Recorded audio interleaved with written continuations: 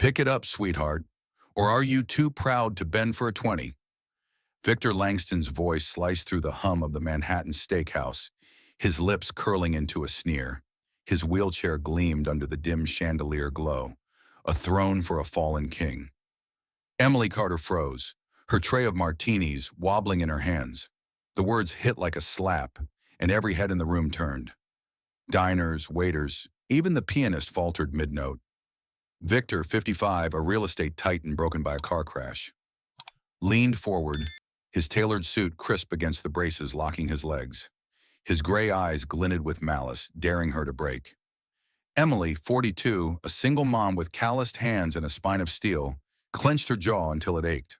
Her apron was stained from a 12-hour shift, her son Ethan's asthma meds burning a hole in her pocket. She'd faced worse: eviction notices, hospital bills. But this was a public gut punch. Victor flicked a crumpled $20 bill onto the floor, letting it flutter by her scuffed sneakers. "Go on," he barked, cutting her off before she could speak. "Scrub my shoes. Make it quick." The room held its breath. A woman at a nearby table gripped her fork, knuckles white. A man coughed, looking away. Emily's pulse hammered, but she didn't bend. Her hazel eyes locked onto Victor's, unyielding. "You think money buys dignity?" she said, her voice low, a blade wrapped in velvet. Victor laughed, sharp and cruel, drowning out the murmurs. "Dignity? You're a waitress. You don't get to play noble." He wasn't done. He yanked a pen from his blazer, a silver Mont Blanc engraved with "To Victor from Mom," and tossed it at her feet too. "Let's raise the stakes," he said, loud enough for the back tables to hear. $1 million. Fix my legs. Make me walk again. Bet you can't. The words dripped with venom, a challenge meant to humiliate. The diners shifted, some smirking, others wincing. Emily's fists tightened, nails biting into her palms. She could feel Ethan's face in her mind, his tired smile, his inhaler clutched in small hands. She wouldn't break. Not here. Not for him. "You're betting on the wrong thing," she said, her tone steady, slicing through his mockery. Victor's grin faltered, just for a heartbeat, as her words landed. He opened his mouth to interrupt, but she stepped forward, cutting him off this time. "Money doesn't fix what's broken inside you." The air grew heavy, the room silent except for the clink of a dropped spoon. Victor's eyes narrowed, his fingers twitching on the armrests. He wasn't used to defiance, not from someone like her. Emily turned, her tray steady now, and walked toward the kitchen. The 20 and the pen stayed on the floor, untouched. The diners watched, some with pity, others with respect. Victor's chest tightened, a flicker of something, shame, rage, stirring beneath his arrogance. He waved his hand dismissively, but his gaze lingered on the pen, its engraving glinting faintly. A memory of his mother's voice, soft and disappointed, clawed at the edges of his mind. As Emily disappeared behind the swinging kitchen doors, her words echoed in his head. He scoffed, trying to shake them off, but they stuck like thorns. The pen, still on the floor, seemed to stare back at him, a quiet accusation. He didn't know her name yet, but he would, and he'd make her pay for making him feel small. Or would he? Hook. The pen lies abandoned, its engraving catching the light, whispering a secret Victor can't yet face. Emily Carter pushed through the kitchen doors, her tray clattering onto the counter. Her jaw clenched so tight her teeth ached, each pulse of her heart a hammer against her ribs. Victor Langston's words, "You're a waitress, you don't get to play noble," burned in her ears, his $1 million bet a blade twisting in her gut. The Manhattan steakhouse's din faded behind her, but the sting of his public humiliation clung like smoke. She wouldn't cry. Not here, not with the other servers' eyes darting toward her, their whispers sharp as knives. She steadied her hands, wiping them on her stained apron. Ethan's face flashed in her mind, his wheezy laugh, his small hands clutching an inhaler. For him, she'd endured worse than a rich man's cruelty. Late-night hospital runs, landlords pounding on her Bronx apartment door, the memory of her sister's fading pulse when the hospital bills ran dry. Victor's money couldn't break her. She'd faced real loss, not his petty games. "Emily, you okay?" Maria, a fellow waitress, touched her arm, her voice low but urgent. Emily's lips pressed into a thin line, her nod sharp. "I'm fine," she said, her tone clipped, a shield against pity. She grabbed a fresh tray, her fingers trembling but resolute, and moved toward the service station. Her hazel eyes burned, not with tears, but with a fire forged from years of scraping by. Victor's laughter echoed in her head, but she shoved it down, her spine straightening like steel. Back in the dining room, she felt the weight of eyes. Diners, still buzzing from the spectacle, some smirking, others pretending not to stare. She served a table of suited businessmen, her smile tight but professional, her voice steady as she took their orders. "Another round of scotch, gentlemen?" she asked, her words smooth, betraying none of the storm inside. One man, older with kind eyes, slipped her an extra tip, his nod silent but heavy with respect. She pocketed it without a word, her dignity a quiet rebellion against Victor's scorn. She glanced at his table. He was still there, sipping bourbon, his gray eyes tracking her like a predator. The crumpled 20 and the engraved pen, "To Victor, from Mom," lay untouched on the floor, a taunt she refused to answer. Her chest tightened, but she wouldn't bend. Not for his money, not for his power.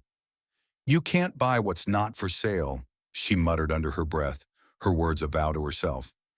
As she passed his table, Victor's voice cut through again, sharp and mocking. "Changed your mind yet, sweetheart? $1,000,000 is still on the table." He leaned forward, his wheelchair creaking, his grin a challenge. Emily stopped, her tray balanced, her gaze locking onto his. The room seemed to shrink, the air thick with tension. "I don't need your money to know my worth," she said, each word a precise strike, her voice low but carrying the weight of 1,000 unspoken battles. Victor's smirk flickered, his fingers tightening on his glass. For a split second, something cracked in his expression. Uncertainty, maybe shame. Emily didn't wait for his reply. She turned, her sneakers silent on the polished floor, and walked away, leaving his challenge unanswered. The diners watched, some whispering, others nodding in quiet awe. An older woman at a corner table raised her glass slightly, a gesture of solidarity Emily caught from the corner of her eye. Behind her, Victor stared at the pen on the floor, its silver gleam a ghost from his past. Emily's words, "You can't buy what's not for sale," sank into him like a splinter. He waved for his check, his movements sharp, but his mind churned. Who was this woman who didn't flinch? And why did her defiance make him feel so small? Hook. Emily's shadow lingers in Victor's mind, her words a challenge he can't shake, as the pen on the floor whispers a truth he's not ready to face. Victor Langston's fingers grip the bourbon glass, his knuckles pale as Emily's words, "You can't buy what's not for sale," sliced through his mind like a razor.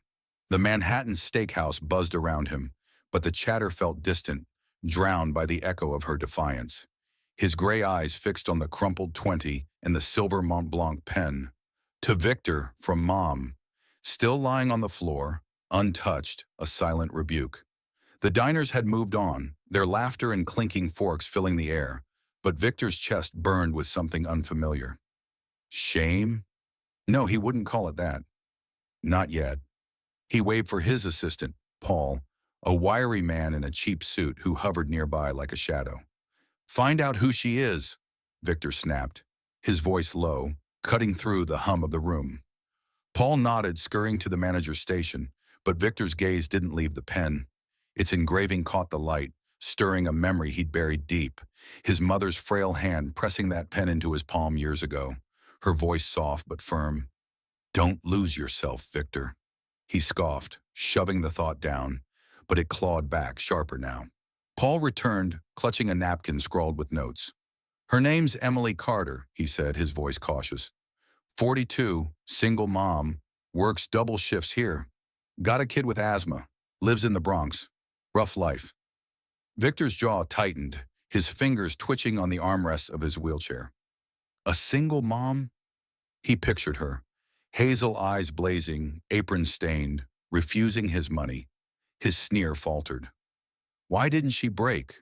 Why didn't she grovel like the others? Rough life, he muttered, his tone biting, but his mind churned. He'd humiliated her in front of a room full of strangers, yet she'd walked away with her head high. His pulse quickened, a mix of irritation and unease. He glanced at the older woman at the corner table, the one who'd raised her glass to Emily. Her eyes met his, steady, disapproving, like she saw through his tailored suit to the hollow man beneath. Victor looked away, his throat tight. He wheeled toward the exit, the pen and 20 still on the floor, a stain on his victory. Get that, he barked at Paul, nodding at the pen. Paul hesitated, then knelt to retrieve it, slipping it into Victor's hand. The metal felt cold, heavy, its engraving a quiet accusation. Victor's fingers traced the words, "To Victor, from Mom," and his mother's face flashed in his mind. Her tired smile, her hospital bed, the way she'd looked at him like he could still be more than his empire. His grip tightened, knuckles whitening. "Find her address," Victor said, his voice sharper now, a command to drown out the unease. "I want her at my place. Offer her a job. Caregiver. Whatever. Money talks." Paul raised an eyebrow but nodded, jotting notes. Victor's mind raced. He told himself it was about control, about proving he could bend her. But her words, "Money doesn't fix what's broken inside you," gnawed at him, a splinter he couldn't pull out. As the valet brought his car, Victor caught his reflection in the restaurant's glass door. Scarred, bitter, a king without a crown. For a moment he saw Emily's face instead, her eyes unyielding, her strength a mirror to his weakness. His fist clenched around the pen, the engraving pressing into his palm like a brand. He'd find her. He'd make her regret defying him. Or would she make him regret it first? Hook. The pen burns in Victor's hand, a relic of a past he can't escape, pulling him toward a woman whose strength he can't ignore. "Find her, Paul, or you're out of a job." Victor Langston's voice cracked like a whip, his fist slamming the armrest of his wheelchair. The silver Mont Blanc pen, "To Victor, from Mom," dug into his palm, its engraving a splinter in his mind. Emily Carter's defiance, "You can't buy what's not for sale," burned hotter than the bourbon he'd downed at the steakhouse last night. His Long Island mansion felt like a cage, its marble floors echoing his frustration. Victor, 55, a real estate titan broken by a car crash, wasn't used to losing, especially not to a waitress who'd stared him down like he was nothing. Paul, his assistant, fumbled with his phone, sweat beading on his brow. "I've got her address, Mr. Langston. Bronx, rundown building, 5th floor. You sure about this?" Victor's gray eyes flashed, cutting Paul off. "Do I look unsure? Get the car." His tone was a blade, sharp and final. He wheeled toward the door, the pen clutched tight, his pulse pounding with a mix of rage and something else. Guilt? No, he wouldn't name it. Not yet. He'd find her, hire her, prove he could control her. That's what this was about. Control. The drive to the Bronx was a descent into a world Victor had never touched. His sleek black SUV cut through streets lined with graffiti and cracked sidewalks. He stared out the window, jaw tight, as kids kicked a deflated soccer ball and old men smoked on stoops. Paul parked outside a crumbling tenement, its fire escape rusted, windows taped with cardboard. Victor's chest tightened. This was where she lived. Emily Carter, the woman who'd made him feel small, scraped by in this hole. He demanded that Paul bring her down, but Paul hesitated. "She might not come, sir. She's, stubborn." Victor's laugh was bitter, biting. "Stubborn? She's a waitress with a kid to feed. She'll come." But his fingers twitched around the pen, doubt creeping in like a shadow. Paul disappeared into the building, leaving Victor alone in the car, his wheelchair folded in the back. He glanced at the pen's engraving, his mother's voice echoing, "Don't lose yourself." He shoved it into his pocket, his knuckles whitening. Upstairs, Emily was folding Ethan's laundry, her hands steady despite the ache in her bones. Her 12-year-old son sat on the couch, his inhaler clicking with each breath. The apartment was small, the paint peeling, but it was theirs. She hummed a lullaby, the same one her sister used to sing. her hazel eyes soft but guarded. Paul's knock startled her. She opened the door, her jaw tightening at the sight of his cheap suit and nervous smile. "What do you want?" she asked, her voice low, a shield against intrusion. Paul stammered, "Mr. Langston, he wants to hire you. Caregiver job. Good money." Emily's laugh was sharp, cutting him off. "Money? After last night? Tell him to keep it." She moved to shut the door, but Paul blocked it with his foot. "Please, he's downstairs. He's different today." Emily's eyes narrowed, her fists clenching. Different? She remembered Victor's sneer, the 20 on the floor, the pen glinting with secrets. Her pulse quickened, but Ethan's cough from the couch stopped her cold. His meds were running low, and the bills were piling up. She couldn't afford pride. "Fine," she said, her voice steel, "but he plays by my rules." She grabbed her coat, kissed Ethan's forehead, and followed Paul downstairs. Victor waited in the SUV, his face a mask of arrogance, but his eyes betrayed a flicker of unease. Emily slid into the back seat, her posture rigid, her gaze locked on his. "You think an apology fixes what you did?" she said, her words a dart, striking before he could speak. Victor opened his mouth, but she cut him off. "You humiliated me, made me a joke. Why should I trust you?" His jaw clenched, his fingers tightening around the pen in his pocket. "Because I'm offering you a way out," he said, his tone sharp but strained. "Caregiver job, 6 figures, save your kid's life." Emily's breath caught, her nails digging into her palms. Ethan's face flashed in her mind, his tired smile, his fragile lungs. She wanted to slap Victor, but she swallowed the urge, her voice icy. "I'll do it, but not for you, for my son." Victor nodded, his smirk faint, unsteady. "Deal." But as the car pulled away, Emily's eyes burned into him, a challenge he couldn't shake. He'd won this round, hadn't he? So why did his chest feel so tight? The pen in his pocket seemed to pulse, a reminder of a past he couldn't outrun, and a woman he couldn't control. Hook. Emily's agreement is a spark in Victor's dark world, but the pen in his pocket whispers a truth that could unravel everything. "You think you can just buy me off?" Emily Carter's voice cut like a blade, her hazel eyes blazing as she stood in her cramped Bronx apartment. Her words lingered from the confrontation in Victor Langston's SUV, where she'd agreed to his caregiver job. Not for him, but for her son, Ethan. Now back in her world, she slammed the door behind her, her fists clenched so tight her knuckles ached. The apartment was a battlefield of survival, peeling paint, a flickering bulb, and Ethan's inhaler on the coffee table, a constant reminder of her fight. Emily, 42, a single mom with calloused hands and a heart forged in loss, moved to the couch where Ethan, 12, sat sketching superheroes. His wheezy breaths punctuated the silence, each one a dagger in her chest. She knelt beside him, her fingers brushing his hair, her jaw tight. Victor's scorn, $1 million. Fix my legs. Burned in her mind, but she shoved it down. She'd faced worse. Her sister's death, hospital bills that crushed her nursing career. Nights praying Ethan's lungs wouldn't fail. A rich man's mockery wouldn't break her. "Mom, you okay?" Ethan's voice was soft, his eyes searching hers.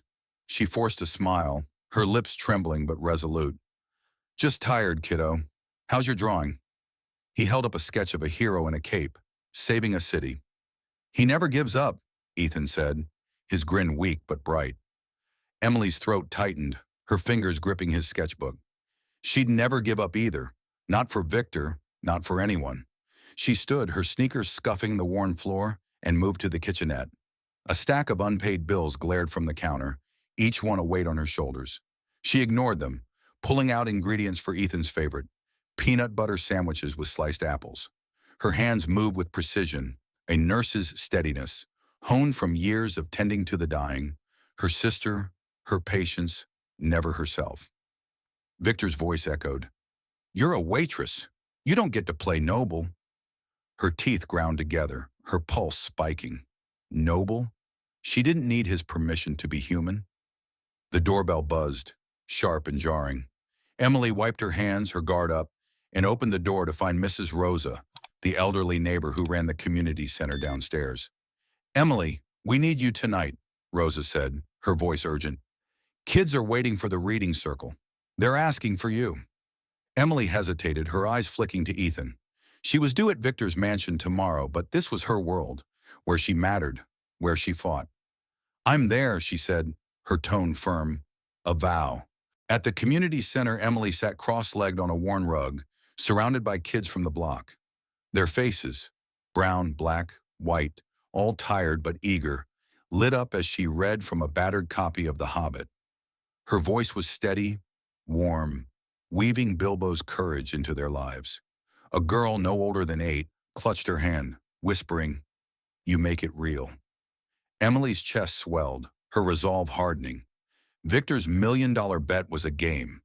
This was her truth. She wasn't just a waitress or a caregiver. She was a fighter, a mother, a light for kids who had little else. As the kids dispersed, Rosa pulled Emily aside.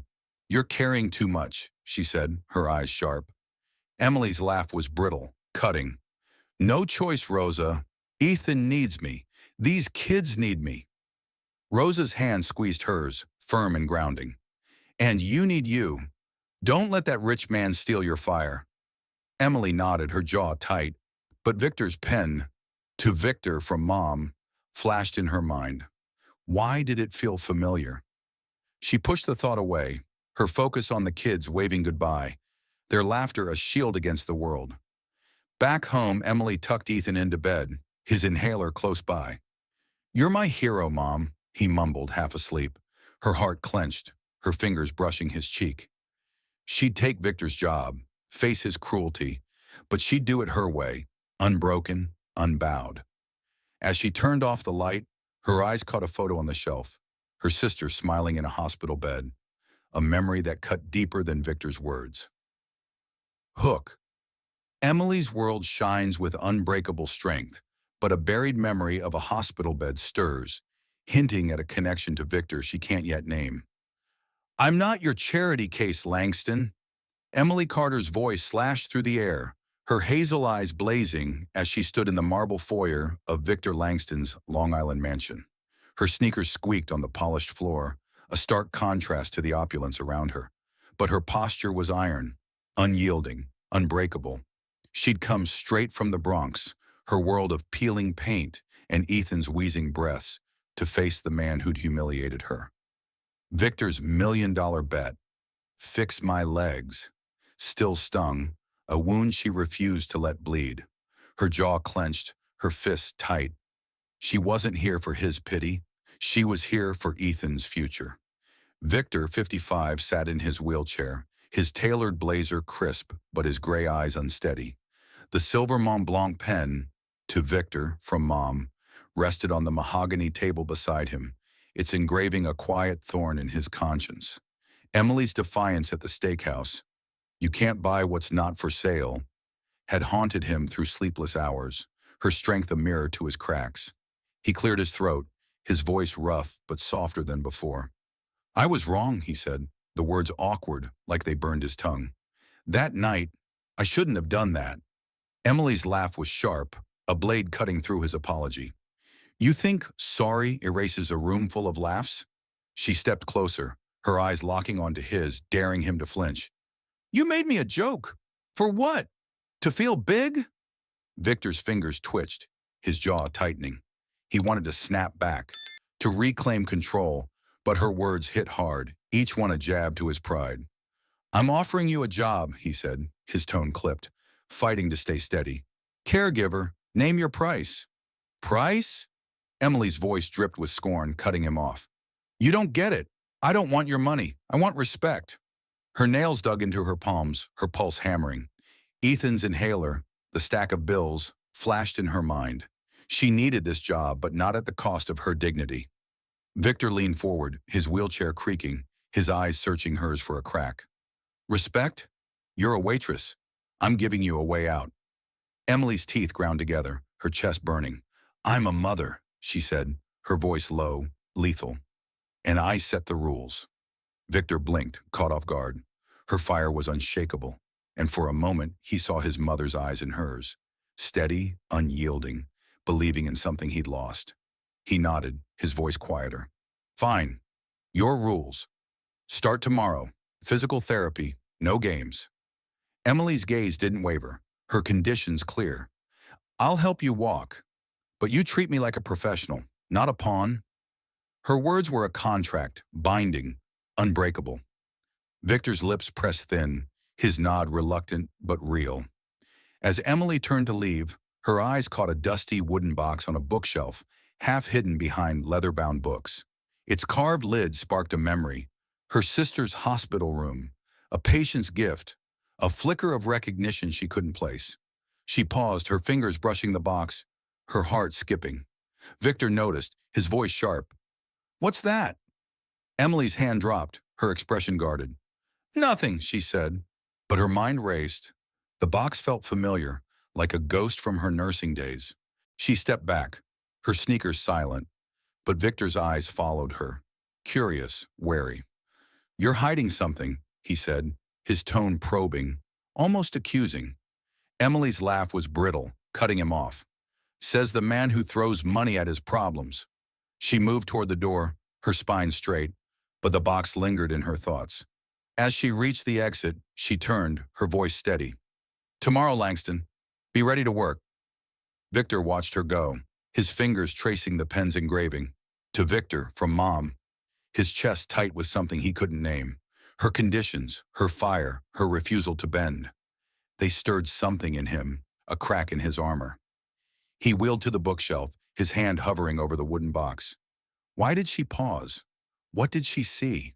His pulse quickened, a mix of suspicion and need. He'd hired her, sure, but this wasn't over. She'd challenged him, and he'd find out why she looked at that box like it held a secret. Emily stepped into the evening air, her breath sharp, her mind churning. The box, its carved lid, its weight in her memory, felt like a thread to a past she'd buried. Her sister's face, her patient's smile, a hospital room she'd left behind. She shook it off, her focus on Ethan, on survival. But Victor's apology, his uneasy eyes, and that box, they pulled at her, a puzzle she wasn't ready to solve. Hook. The wooden box sits silent on the shelf, its carved lid a locked door to a truth that could bind Emily and Victor, or break them. You're a nobody playing nurse. Helen Langston's voice sliced through the quiet of Victor Langston's Long Island mansion, her high heels clicking like gunfire on the marble floor. Emily Carter froze, her hands gripping a tray of medical supplies, her hazel eyes narrowing. Helen, Victor's sister-in-law and a former board member of Langston Enterprises, stood in the doorway, her tailored navy suit sharp as her sneer. Her silver blonde hair was pulled tight, her eyes cold, predatory. Emily, 42, a single mom-turned-caregiver, felt her jaw clench, her pulse spiking. Helen's words were a venomous echo of Victor's steakhouse mockery, but this time they carried a sharper edge. Threat, not jest. Emily set the tray down, her movements deliberate, her spine steel. She'd faced Victor's scorn and won his reluctant respect. But Helen was different. Calculated, ruthless. A woman who wielded power like a blade. I'm here to do my job, Emily said, her voice low, a controlled burn. Helen laughed, sharp and cutting, stepping closer, her perfume choking the air. Your job? You're a waitress. Victor's desperate if he's trusting you with his legs.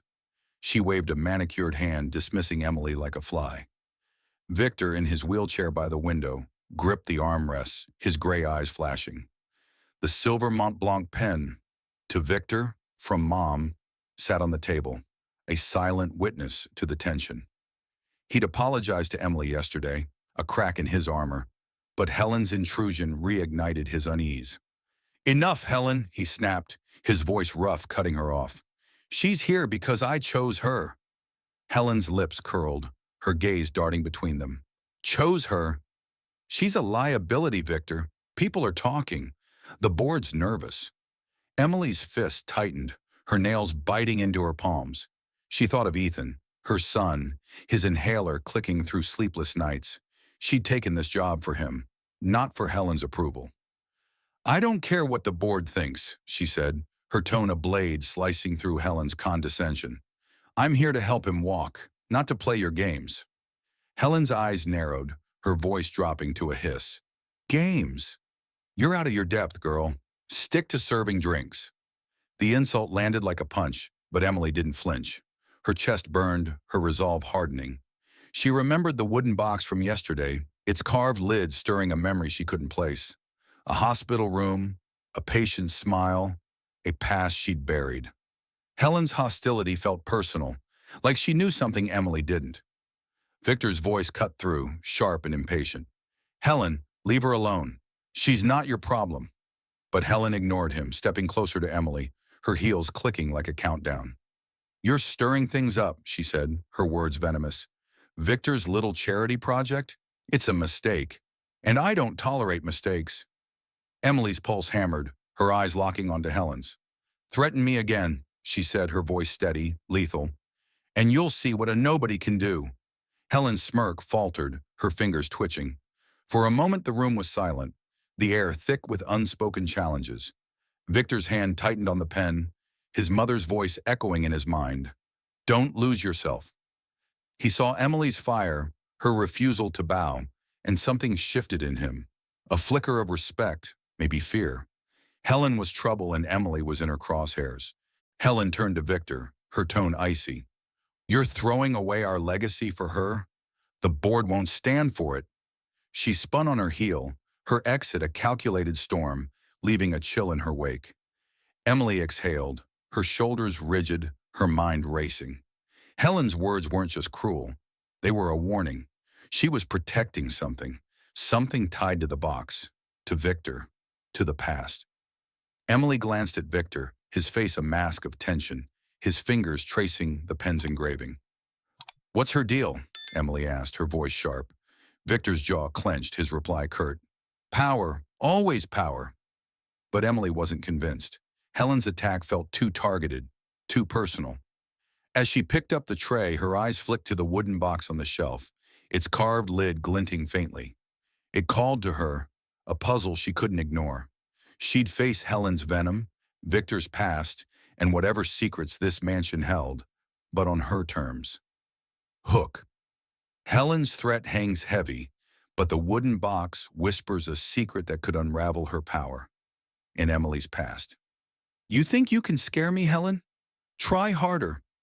Emily Carter's voice was a low growl, her hazel eyes blazing as she slammed a stack of medical supplies onto the counter in Victor Langston's Long Island mansion. Helen's venomous threat, I don't tolerate mistakes, still burned in her ears, a spark igniting her resolve. Emily, 42, a single mom with a spine of steel, wasn't just Victor's caregiver. She was a fighter, forged in the crucible of unpaid bills and her son Ethan's wheezing breaths. The wooden box on the shelf, its carved lid haunting her memory, was a puzzle she couldn't ignore. Helen's hostility wasn't just personal, it hid something bigger, and Emily was done playing defense. She moved to the kitchen, her sneakers silent on the marble, her pulse hammering. Victor, 55, sat in his wheelchair by the window, his gray eyes tracking her, the silver Mont Blanc pen, to Victor, from Mom, clutched in his hand. Their uneasy alliance, forged by his grudging apology, was now a tightrope. Helen's attack had shifted the air, and Emily sensed it. A secret tied to the box, to Victor, to her own buried past. She needed answers, and she wasn't waiting for permission. Her phone buzzed, a text from Sarah, a former Langston Enterprises accountant who'd quit after clashing with Helen. Meet me. Coffee shop, 7 p.m. Got something on her. Emily's jaw tightened, her fingers gripping the phone. Sarah was her ally, a sharp-eyed woman who'd seen Helen's claws up close. Emily shot back a reply, I'm in, and turned to Victor, her voice sharp. You trust Helen? Victor's eyes narrowed, his fingers tightening on the pen. She's family, he said, his tone clipped. But family can cut deepest. Emily's laugh was brittle, a blade. You're learning. She grabbed her bag, her movements quick, purposeful. I've got a lead. Don't ask. Victor leaned forward, his wheelchair creaking, his voice a low growl. You're digging into my family? Careful, Carter. Emily's eyes locked onto his, unyielding. Careful's for people who bend. I don't. She turned her exit a silent challenge, leaving Victor staring at the pen, his mother's voice. Don't lose yourself, echoing in his skull. At the coffee shop in Queens, Sarah slid into the booth across from Emily, her hands shaking as she pushed a folder across the table. Helen's dirty, Sarah said, her voice a whisper, her eyes darting to the door. Financials. Langston Enterprises. She's been siphoning funds meant for Victor's charity. Emily's pulse spiked, her fingers tearing into the folder. Spreadsheets stared back. Numbers that didn't add up. Transfers to offshore accounts. All signed by Helen. Emily's teeth ground together, her mind racing. This is why she's coming for me? She asked, her voice low, lethal. Sarah nodded, her hands twisting a napkin. She knows your trouble. Victor's listening to you, not her. She's scared. Emily's chest burned, her thoughts flashing to the wooden box, its carved lid a ghost from her nursing days. There's more, Sarah said, sliding a crumpled email printout across the table. Found this in the archives. Anonymous. Mentions a hospital, St. Mary's, where Victor's mom died. Says Helen blocked a donation she wanted. Emily's breath caught, her sister's face flashing in her mind. St. Mary's, the hospital where she'd worked, where she'd lost her. You were there, Sarah said, her voice cautious. Weren't you? A nurse? Emily's fist clenched, her nails biting into her palms. Yeah, she said, her tone sharp, cutting off further questions. Her mind churned. St. Mary's, the box, Helen's threat, pieces of a puzzle but not enough to see the picture.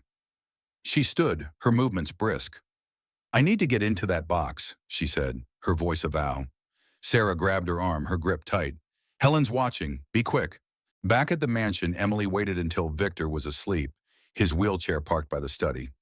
She crept to the bookshelf, her heart pounding, her fingers brushing the wooden box. Its carved lid, roses and vines, felt familiar, like a patient's gift from years ago. She lifted it, her breath shallow, and found a letter inside, yellowed, sealed with wax. Her hands trembled as she broke the seal, her eyes scanning the words. To my son, Victor. Forgive me. The foundation was my dream. Helen stopped it. Emily's pulse roared, her mind connecting dots. Helen's greed, her mother's death, her past at St. Mary's. She slipped the letter into her pocket, her jaw tight. Victor's voice cut through the dark, sharp and accusing. What are you doing? Emily spun, her heart lurching, the box still in her hands. His gray eyes burned, his fingers clutching the pen. You're stealing from me now, he snapped, wheeling closer, cutting off her reply. Emily's voice was steel, her stance unyielding. I'm finding the truth. You want it, or you want to stay blind. Victor's face twisted, his voice a low growl. Truth? You're a waitress digging into my life. Emily stepped forward, her eyes blazing. I'm the one who sees you, Langston. Not Helen, not your board. Me. The letter burned in her pocket, a secret she wasn't ready to share. Victor's gaze faltered, his fingers loosening on the pen. For a moment, silence held them, a fragile bridge between distrust and need. Emily turned the box back on the shelf, her movements deliberate. We're not done, she said, her voice a promise, a threat. Victor watched her go, his chest tight, the pen's engraving. To Victor, from Mom, a weight he couldn't shake. Emily was in trouble, but she was right. Helen was hiding something, and he needed to know what. Hook. The letter in Emily's pocket burns with a truth that could shatter Helen's empire, or destroy the fragile trust between Emily and Victor. You're digging your own grave, Carter, Victor Langston's voice roared, his gray eyes blazing as he wheeled into the study, catching Emily Carter red-handed with the yellowed letter. Her heart slammed against her ribs, the letter. To my son, Victor, forgive me. The foundation was my dream. Helen stopped it, burning in her hand. Emily, 42, a single mom with a will of iron, stood her ground, her hazel eyes locked on his. The wooden box on the shelf, its carved lid a ghost from her past, had led her here, to a truth that could shatter everything. Helen's threat, I don't tolerate mistakes, echoed, but Emily wasn't backing down. You want the truth or you want to hide? Emily fired back, her voice a blade, cutting through Victor's rage. Her fingers tightened on the letter, her pulse a war drum. She'd uncovered Helen's scam, siphoning funds from Victor's planned charity. But this letter was a bomb. Victor's wheelchair screeched closer, his hand clutching the silver Montblanc pen. To Victor, from Mom, like a lifeline. That's mine, he snapped, his voice sharp, trying to drown her out. Give it back. Emily stepped forward, her jaw clenched, her words slicing. This is your mother's voice, Victor, not your property. She held up the letter, her hands steady despite the storm in her chest. She wanted a foundation for people like me, people you mocked. Helen buried it.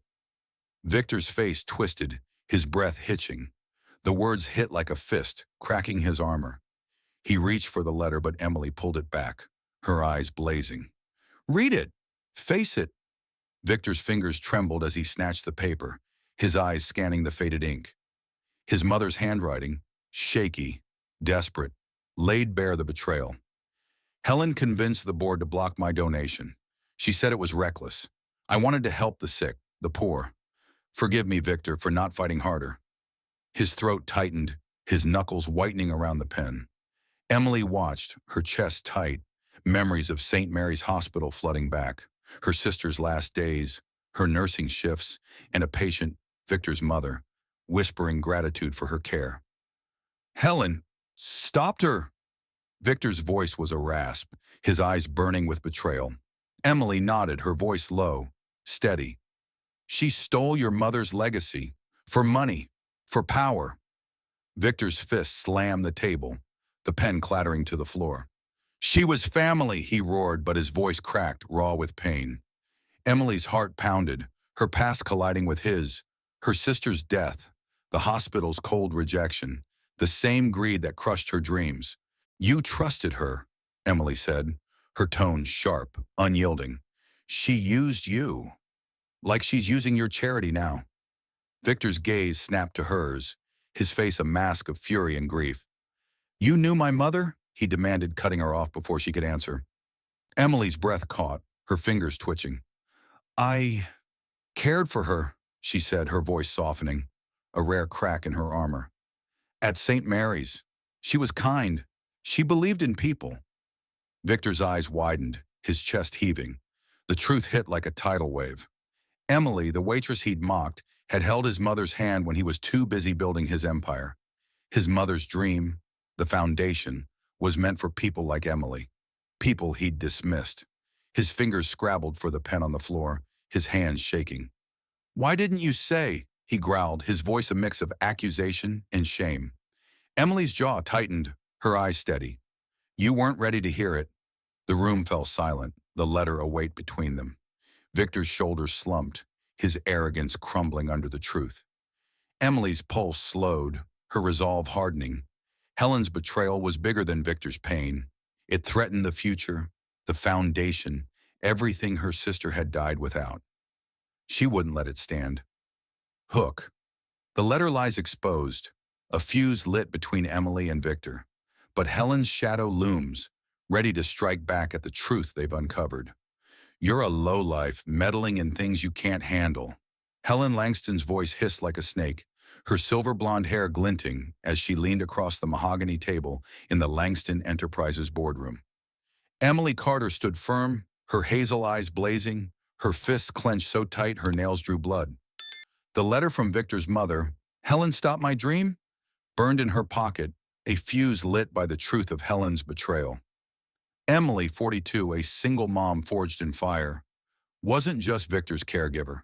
She was a warrior, and Helen's venom wouldn't make her flinch. The boardroom was a battlefield, suits and ties watching like vultures. Helen, Victor's sister-in-law and a boardroom shark, bared her teeth, her tailored suit sharp as her intent. She'd caught wind of Emily's digging, the spreadsheets, the anonymous email, the letter exposing her theft from the charity funds. Now she struck. You're a waitress, Helen spat, cutting Emily off before she could speak. You think you can waltz in here and ruin me? Her manicured hand slammed the table, her eyes cold, predatory. Emily's jaw tightened, her pulse a war drum. She thought of Ethan, her son, his inhaler clicking through sleepless nights, and the hospital where she'd lost her sister and cared for Victor's mother. "I'm not here to ruin you," Emily said, her voice a blade slicing through Helen's sneer. "I'm here for the truth." Helen laughed, sharp and cruel, her voice drowning out the murmurs of the board. "Truth? You're a nobody with a grudge." Victor, in his wheelchair at the table's end, gripped the silver Mont Blanc pen. "To Victor from Mom," his knuckles white. The letter's revelation had cracked him open, his mother's betrayed dream a wound he couldn't ignore. "Helen, stop!" he growled, his voice rough, cutting her off. But Helen spun on him, her eyes flashing. "You're letting her destroy us, Victor. Your mother's legacy. It's mine to protect." Her words were a lie, and Emily's chest burned, her fingers itching to pull the letter from her pocket. "Protect?" Emily snapped, stepping forward, her voice lethal. "You stole her dream. You stole from people who needed it." The board gasped, chairs creaking as eyes darted between them. Helen's face twisted, her voice a hiss. "Prove it or shut your mouth." Emily reached for the letter, but Helen lunged, her hand grabbing Emily's wrist, nails digging in. "You're nothing," Helen whispered, her breath hot, venomous. "Keep pushing and you'll regret it." Emily yanked her arm free, her eyes blazing, her heart pounding with Ethan's face in her mind. "Threaten me again," she said, her voice low, steady, "and I'll bury you." The room fell silent, the board frozen. Victor's gaze locked on Emily, a mix of awe and fear. Helen's smirk faltered, her fingers twitching, but she recovered, her voice icy. "You'll pay for this, Carter." She turned, her heels clicking like gunfire, and stormed out, leaving a chill in her wake. Emily's breath came fast, her chest tight, but she didn't waver. She glanced at Victor, his face a storm of grief and rage. "She's not done," Emily said, her tone sharp. Victor nodded, his voice low. "Neither are we." But as Emily left the boardroom, her phone buzzed, a text from an unknown number. "Back off, or your kid pays." Her blood ran cold, her fingers trembling as she read it again. Ethan. Helen wasn't bluffing. That night, Emily drove home to the Bronx, her eyes scanning the rearview mirror, her heart racing. A black sedan trailed her, its headlights too close, its engine growling like a predator. She gripped the wheel, her knuckles white, her mind flashing to Ethan alone in their apartment. The sedan swerved, cutting her off at a red light, its driver a shadow in the dark.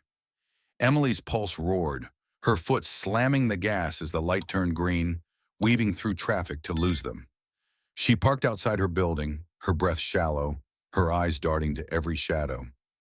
The letter in her pocket felt like a bomb, Helen's threat a noose tightening around her. She climbed the stairs, her sneakers silent, and checked on Ethan, asleep with his inhaler clutched tight, her jaw clenched, her resolve hardening. Helen wanted a fight? She'd get one. But Emily wasn't alone. Victor's pen, his mother's letter, her past tied them together. She'd face the danger, but she'd do it her way. Hook. Helen's threat and the sedan's pursuit tightened the noose, but Emily clutches the letter, a weapon that could turn the tables, or cost her everything. "You touch my son, Helen, and I'll burn your world down." Emily Carter's voice was a low snarl, her hazel eyes blazing as she clutched her phone, the anonymous text, "Back off or your kid pays," searing her mind. Her heart pounded like a war drum, her fingers trembling as she stood in her Bronx apartment. Ethan's inhaler glinting on the coffee table. The black sedan's headlights from last night still haunted her, Helen's threat a noose tightening around her throat. Emily, 42, a single mom forged in fire, wasn't just Victor Langston's caregiver. She was a mother, a fighter, and she'd tear through hell to protect her boy. The letter from Victor's mother, "Helen stopped my dream," burned in her pocket, proof of Helen's betrayal, but it wasn't enough. Emily needed hard evidence to bury Helen, to stop her from sabotaging the charity and threatening Ethan. Her jaw clenched, her nails biting into her palms as she dialed Sarah, her ally and former Langston Enterprises accountant. "We need more," Emily said, her voice sharp, cutting through Sarah's greeting. "Helen's playing dirty. I need proof that sticks." Sarah's voice crackled through the phone, tense but steady. "There's an old server at the office. Financial backups. If Helen's hiding transfers, it's there." Emily's pulse spiked, her resolve hardening. "Tonight," she said, her tone a vow. "We go in." Sarah hesitated, her voice low. "It's risky. Helen's got eyes everywhere." Emily's laugh was brittle, a blade. "Risky? She threatened my kid. I'm done waiting." She hung up, her eyes flicking to Ethan, asleep on the couch, his sketchbook open to a superhero saving a city. Her chest tightened, her sister's face flashing. St. Mary's Hospital, where she'd cared for Victor's mother, was where she'd lost everything. She wouldn't lose Ethan, too. At midnight, Emily and Sarah met outside Langston Enterprises' Manhattan Tower, its glass facade a cold wall of power. Emily's sneakers were silent, her hoodie pulled tight, the letter tucked inside. Sarah, her face pale, clutched a key card swiped from a disgruntled intern. "This gets us to the server room," Sarah whispered, her hands shaking. Emily nodded, her jaw tight. "Move fast." They slipped inside, the security guard distracted by a fake delivery call Emily had arranged. Her heart pounded, every shadow a threat. Helen's sedan lurking in her mind. The server room was a maze of blinking lights and humming machines. Sarah's fingers flew over a keyboard, her voice urgent. "Old backups are encrypted, but I know the code." Emily stood watch, her pulse roaring, her eyes scanning the door. The letter's words, "The foundation was my dream," fueled her, a fire against Helen's greed. Sarah's screen lit up, files spilling open, offshore accounts, forged signatures, millions diverted from the charity Victor planned. Emily's breath caught, her fists clenching. "That's it," she said, her voice low, lethal. "Helen's done." But footsteps echoed in the hall, sharp and deliberate. Emily's heart lurched, her eyes darting to Sarah. "Hurry," she hissed, her voice a whip. Sarah yanked a USB drive from her pocket, copying files, her hands trembling. The footsteps grew louder, a flashlight beam slicing through the dark. Emily grabbed a fire extinguisher from the wall, her grip iron ready to fight. "Go!" she snapped, shoving Sarah toward the back exit. The door burst open, a security guard, Helen's man, his face hard, pointing a flashlight and a radio. "Stop right there," he barked, cutting off Emily's path. Emily swung the extinguisher, her movement swift, her pulse a storm. The guard dodged, his radio crackling as he called for backup. "You're dead, lady," he growled, lunging for her. Emily sidestepped, her training as a nurse kicking in, calm under pressure, precise under fire. She slammed the extinguisher into his knee, his scream echoing as he crumpled. Sarah shoved the USB into Emily's hand, her voice frantic. "Run!" They bolted down the stairwell, footsteps pounding behind them, Helen's shadow closing in. Emily's sneakers skidded on the concrete, her breath ragged, the USB a lifeline in her pocket. They burst into an alley, the Manhattan night swallowing them.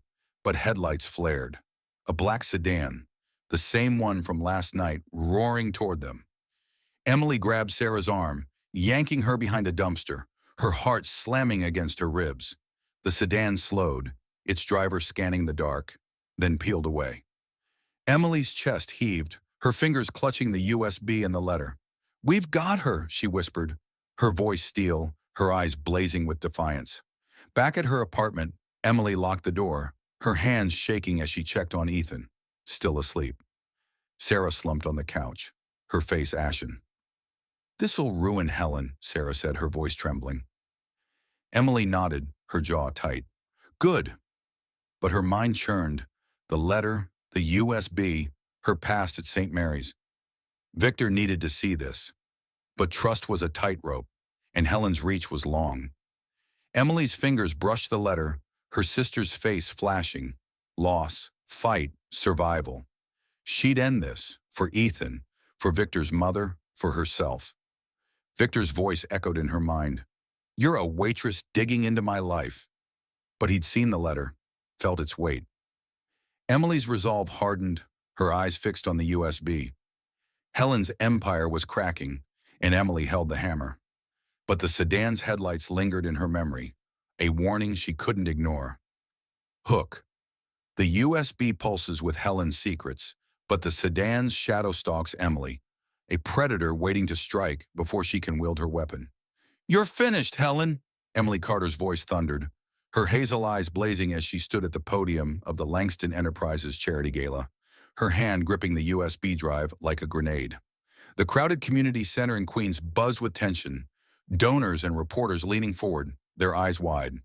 Emily, 42, a single mom, forged in fire, held the letter from Victor's mother. "Helen stopped my dream," and the USB, proof of Helen's theft, ready to shatter her empire. The sedan's headlights from last night still burned in her mind. Helen's threat, "Back off, or your kid pays." A blade at her throat, but Emily wasn't backing down. Helen Langston, in a sleek navy gown, stood across the room, her silver blonde hair glinting, her smile a mask of ice. "You're embarrassing yourself, Carter," she snapped, her voice cutting through the murmurs, her heels clicking as she strode forward. "A waitress playing detective? Pathetic." She waved a manicured hand, trying to dismiss Emily, but her eyes betrayed panic, her fingers twitching. Emily's jaw clenched, her pulse a war drum. Ethan's face, his inhaler, his fragile smile, fueling her fire. "Pathetic," Emily shot back, her voice a blade. "You stole from people who needed help." The crowd gasped, cameras flashing.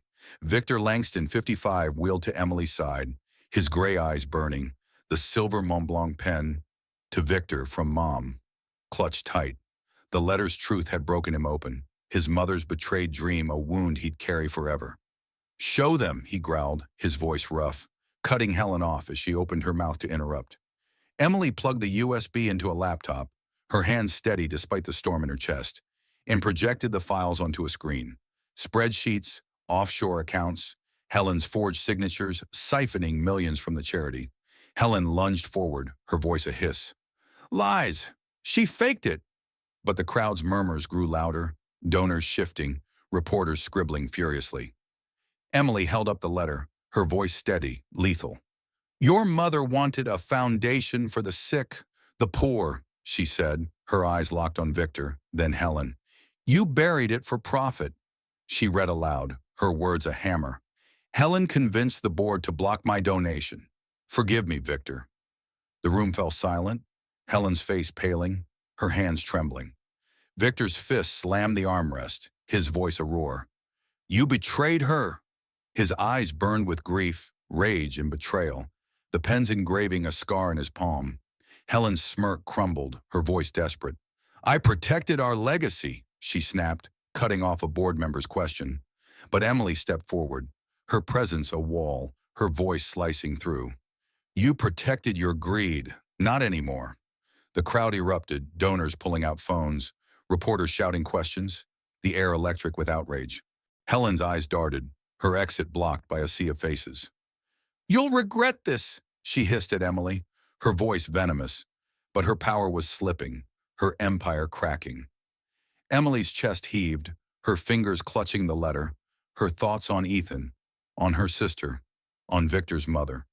Lives crushed by greed. "Regret?" she said, her voice low, unyielding. "I'm just getting started." The crowd roared, applause breaking like a wave, drowning Helen's protests. Victor wheeled closer, his face a storm of pain and resolve. "You're done, Helen," he said, his voice steady, final. He turned to Emily, his eyes soft for the first time. "Thank you." Emily nodded, her jaw tight, her heart pounding. The USB and letter were her weapons, but her strength, forged in loss, love, survival, was her victory. Helen stormed out, her heels echoing, her power shattered. The gala shifted, donors pledging support, reporters swarming Emily and Victor. Emily's eyes flicked to the crowd, her thoughts on Ethan, safe at home with Mrs. Rosa. She'd faced Helen's threats, the sedan's pursuit, and won. But the fight wasn't over. Helen's allies were out there, and the truth was a target. Hook. Helen's empire lies in ruins, but her allies lurk in the shadows, and Emily's victory holds a fragile edge, ready to cut or be cut. "You're done, Helen. No more hiding." Emily Carter's voice cut like a razor, her hazel eyes blazing as she stood in the Langston Enterprises boardroom. The USB drive and letter from Victor's mother, "Helen, stop my dream," still burning in her grip. The gala's fallout had lit a firestorm. Reporters swarmed, donors turned, and Helen Langston's empire crumbled. Now Emily, 42, a single mom forged in steel, faced the board, her jaw clenched, her pulse a war drum.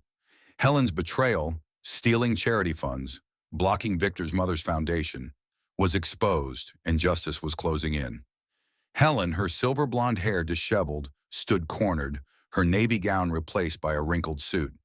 "You can't prove anything," she hissed, her voice venomous, cutting off a board member's question. Her eyes darted, desperate, but the evidence was ironclad. Spreadsheets, offshore accounts, her forged signatures projected on the screen. Emily stepped forward, her voice lethal. "You stole from the sick, the poor. For what? Power?" Helen's hands trembled, her sneer faltering. "You're nothing, Carter," she spat, but her voice cracked, hollow. Victor Langston, 55, wheeled to the table's head, his gray eyes hard, the silver Mont Blanc pen, "To Victor, from Mom," clutched tight. The letter's truth had shattered him, his mother's dream a wound he'd failed to protect. "You're fired," he growled, his voice a blade, slicing through Helen's protest. "And you'll face charges." The board nodded, their faces grim, as Helen's allies shrank in their seats. A lawyer stood, his voice cold. "Ms. Langston, you're under investigation for embezzlement." Helen's face drained, her fists clenching. "You'll pay for this," she snarled at Emily, her voice a dying spark. Emily's eyes didn't waver, her thoughts on Ethan, her son, his inhaler, her sister's death, lives crushed by greed like Helen's. "Pay?"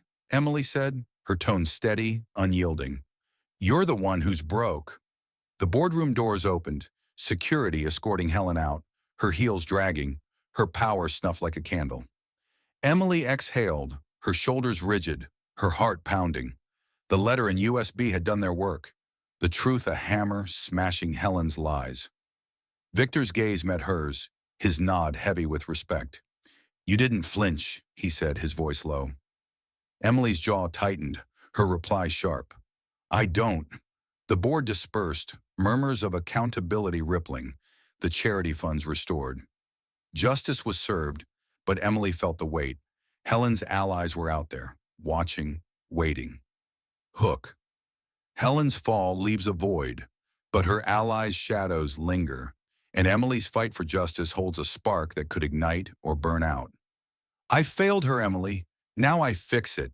Victor Langston's voice cracked like a whip, his gray eyes burning as he wheeled into the community center in Queens, his hand clutching the silver Mont Blanc pen.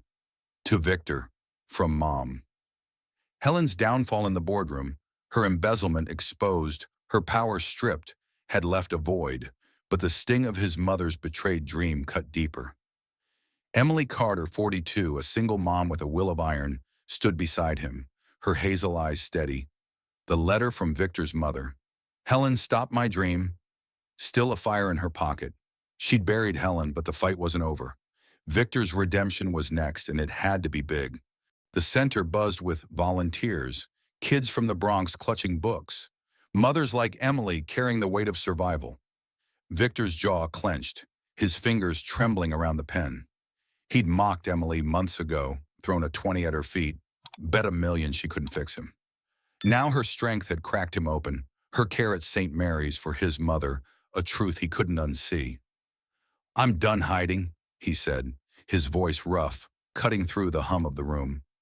Emily's eyes flicked to his, her tone sharp. "Then do something real."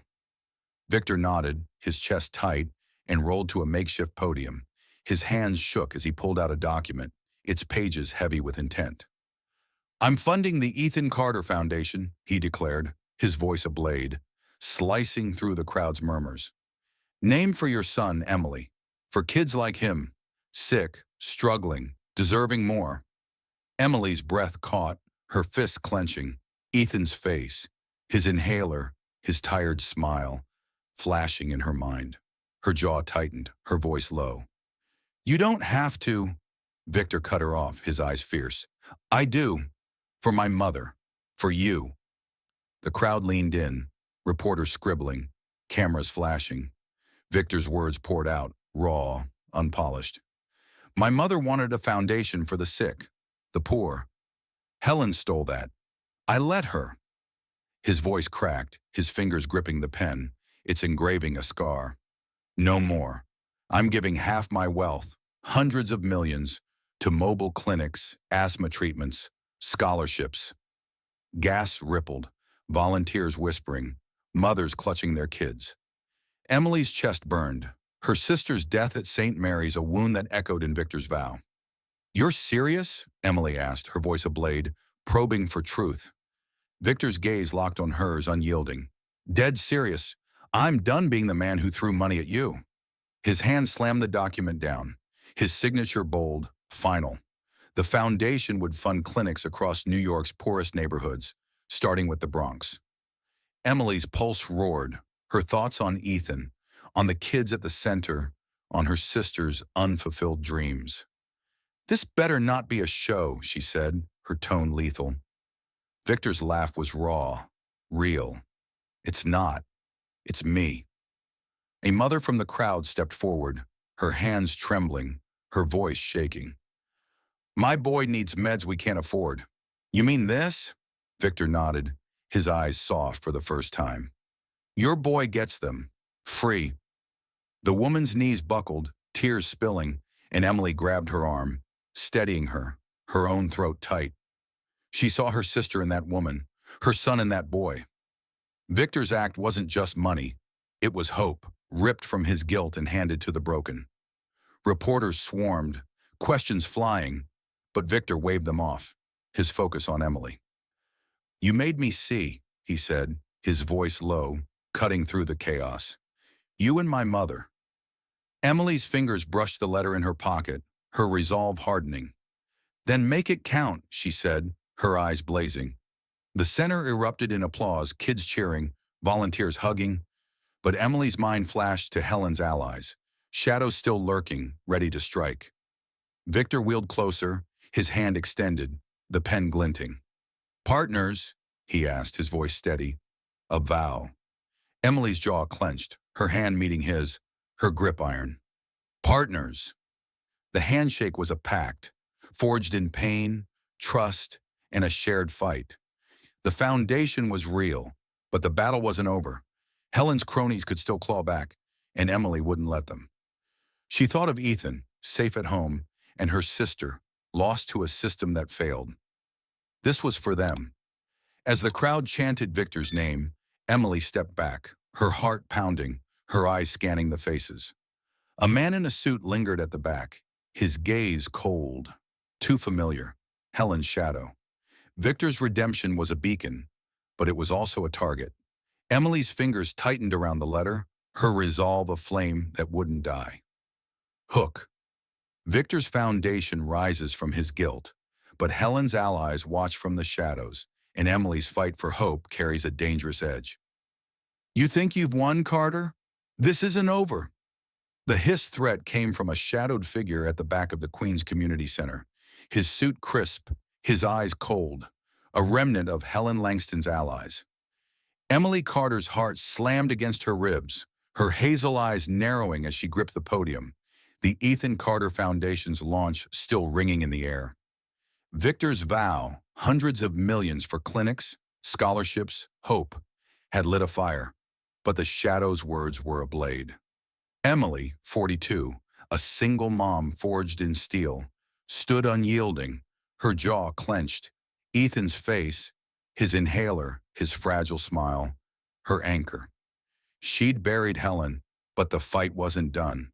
The center pulsed with life. Kids from the Bronx clutching new books, mothers hugging volunteers, reporters scribbling Victor's redemption story.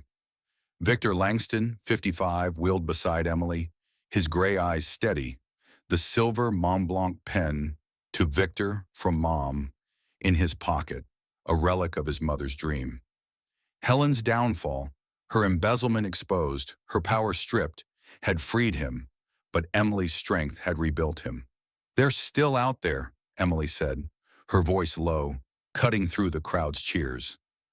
Victor's nod was sharp, his voice rough. "Let them come. We're ready." Emily's pulse roared, her fingers brushing the letter in her pocket. Helen stopped my dream. She'd faced Helen's sedan, her threats, her lies, and won. But the shadow in the suit was a reminder. Greed didn't die quietly. She scanned the crowd, spotting Mrs. Rosa, the center's matriarch, her eyes sharp, nodding encouragement. Emily stepped to the microphone, her voice a blade slicing through the noise. "This foundation isn't just money," she said, her words clear, fierce. "It's for kids like my Ethan, for mothers like me, for dreams stolen by greed." The crowd erupted, applause thundering, cameras flashing. A young girl, no older than 8, ran up, her braid bouncing, and handed Emily a drawing, a superhero with a stethoscope, saving a city. "That's you," the girl said, her grin wide. Emily's throat tightened, her fingers trembling as she took the drawing, her sister's face flashing. St. Mary's Hospital, where she'd cared for Victor's mother, was where she'd lost everything. "Thank you," Emily whispered, her voice cracking, her resolve iron. The girl hugged her, and the crowd cheered louder, a wave of hope drowning the shadow's threat. Victor wheeled forward, his hand extended, the pen glinting. "You're not just a partner," he said, his voice low, raw. "You're the heart of this." Emily's eyes met his, her handshake firm, a pact forged in pain and trust. "Then let's make it real," she said, her tone steady. A vow. The crowd parted as Ethan ran in, his inhaler tucked away, his face bright. "Mom, they're naming a clinic after me," he shouted, his laugh cutting through Emily's fears. She knelt, pulling him close, her chest heaving. "For you, kiddo," she said, her voice soft, fierce. The shadow in the suit slipped out, his phone buzzing with a call. Helen's last allies, plotting a counterstrike. But Emily saw him go, her eyes sharp, her instincts honed from years of survival. She whispered to Rosa, "Watch him." Rosa nodded, her face hard, already rallying volunteers. Victor caught the exchange, his jaw tightening. "They'll try again," he said, his voice a growl. Emily's laugh was brittle, a blade. "They'll fail." The gala shifted to a celebration, with volunteers serving food, kids reading books funded by the foundation. A mother approached Emily, her hands trembling, her voice soft. "My son's getting a scholarship. Because of you." Emily's heart swelled, her sister's memory a quiet strength. "Because of us," she said, her grip on the woman's hand firm. Victor watched, his fingers tracing the pen, his mother's dream alive in the faces around him. He'd been the man who threw a 20 at Emily's feet, but now he was more, because of her. Reporters swarmed, but Emily and Victor stood together, their answers sharp, united. "The foundation's transparent," Emily said, her voice clear. "Every dollar goes to the people, not power." A reporter pressed, "What about Helen's allies?" Victor's eyes flashed, his voice cutting. "They're shadows, we're the light." The crowd roared, donors pledging more, the center alive with hope. As the night ended, Emily and Victor stepped outside, the air cool, the crowd's cheers echoing. Ethan ran ahead, laughing with other kids, his inhaler forgotten for a moment. Emily's eyes softened, her hand brushing Victor's arm. "You did this," she said, her voice low. Victor shook his head, his gaze steady. "You showed me how." He pulled out the pen, its engraving glinting, and handed it to her. "For Ethan, for my mom." Emily's throat tightened, her fingers closing around it, a symbol of their shared fight. The moral crystallized, sharp and clear. Justice isn't vengeance. It's restoring dignity to those who've been robbed of it. Healing starts with truth and grows with compassion. Emily thought of her sister, of Victor's mother, of Ethan's future. They'd built something bigger than pain, bigger than greed. The shadow's threat lingered, but Emily's resolve was a flame, unquenchable. Victor wheeled beside her, his voice soft. This isn't the end, is it? Emily's smile was fierce, her eyes blazing. It's the beginning. They stood together, partners in purpose, watching Ethan chase a kid across the lawn, the community center glowing behind them. The pen in Emily's hand was no longer a relic. It was a promise, a legacy of hope forged from brokenness. Hook. The foundation stands tall, but shadows still stalk, and Emily and Victor's new beginning carries a spark that will light the way or burn them down. This story of Emily and Victor teaches us that true justice isn't vengeance. It's restoring dignity through compassion and truth. Emily's courage and Victor's redemption show that even in our darkest moments, we can rise by lifting others. What did this story spark in you? Share your thoughts or your own stories of overcoming hardship in the comments. We'd love to hear them. Thank you for joining us on this journey. Stay strong, stay kind, and we'll see you in the next story.